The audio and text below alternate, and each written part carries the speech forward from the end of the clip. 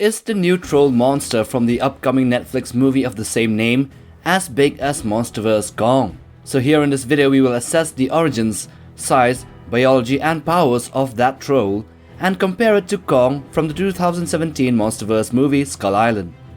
Let's start with the description. This troll, first of all, seems to have very human-like face with 2 eyes, a broad nose and a mouth full of deadly teeth, as well as 2 pairs of long canines that jut out from the top and lower jaw. This troll has a very prominent Viking beard that is surprisingly made up of what looks to be roots, branches and grass. The skin of the troll is filled with rocky osteoderms and outgrowths that fit perfectly with the terrain of the region, a sort of camouflage for the icy and desolate region of Norway.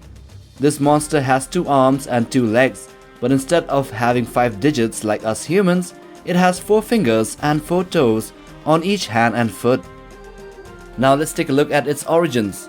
The troll, initially thought to be a myth, a fairy story, was indeed a real-life monster in that universe that somehow hibernated in a deep cavern and was awoken by human exploration or by ground excavation.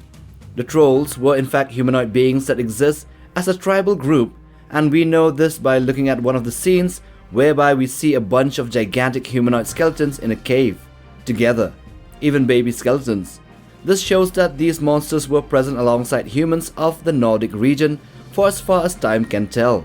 This troll seems to be the last surviving member and is hellbent on killing humans as he blames them for the death of his own species. Now, the biology of the troll is somewhat a bit complicated. We can see from the skeletons in the cave that he is in fact a primate, a gigantic humanoid that has a skeleton that is almost exactly like ours, although the head seems to be more bulbous at the top and the jaw looks to be more like an extinct subspecies of human, or even monkey-like. It is not a magical being but a blood and bones creature as all else, although on a gigantic level, and probably has a carnivorous diet. The skin of the troll is the most interesting part. It has a thick epidermis of outer skin layer that possesses a rocky outer layer for camouflage as well as defense. Its hair and beard are made up of branchy and root outgrowths, which makes him kind of like a floral faunal specimen like the scare buffaloes of Skull Island 2017. Now let's take a look at his size. This is our area of expertise. By looking at the beast, he seems to be somewhat in the same size range as King Kong from 2017. Let's first take a look at the footprint in the mud. In a scene directly inspired by the Godzilla scene of 1998, a scientist again is inside the footprint of a gigantic monster, and the size of this footprint is around 30 feet from heel to toe. Another scene that was inspired by a another kaiju movie, we see the troll being surrounded by helicopters just like Kong was in Skull Island. This definitely puts him in the same size range as Kong, but on another scene we see him walking by buildings and we see a 2-story house that is probably around 9 meters or 30 feet, which is kind of standard, and we see its height is only at his knees.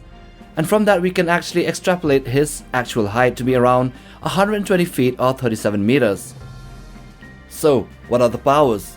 The sole power of the creature is his gigantic size, being around 120 feet tall, has its upsides as he can deal a lot of damage to buildings, military equipment, and everything else as a whole. He seems to be a bit sluggish though, and doesn't seem to move as fast as a human with the same body proportions. But that weakness is somehow made up for by his super durable and tough outer skin.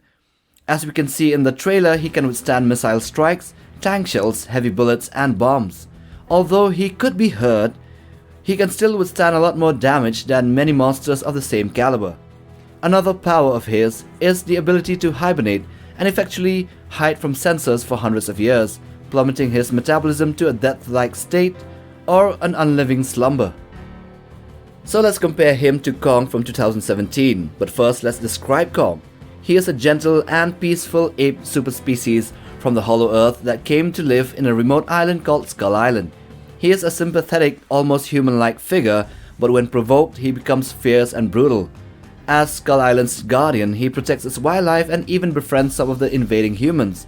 He is the last of his species, having lost his family to skull crawlers when he was young. Kong from that movie is around 104 feet tall or 31.6 meters tall and weighs around 158 tons. However, when we see him again in Godzilla vs. Kong, he would have tripled in size to 337 feet in height or 102 meters. So comparing the two, Kong would be a bit shorter than the troll, Kong who is 104 feet tall and the troll who is 120 feet in height. Kong would also be less durable than this monster since we have seen Kong being hurt by bullets, while this beast can withstand missiles and tank shells. Now, the one advantage that Kong has is his agility and speed. He can run faster and jump from one place to another, outmaneuvering the rocky stony monster. So power-wise, the troll has the upper hand, while with speed and agility, Kong holds the top spot. So I hope you have enjoyed watching this video. Do hit the like button for support and subscribe. But most of all, smash that bell icon for regular updates on new videos right here on this channel. Till the next one, take care fam.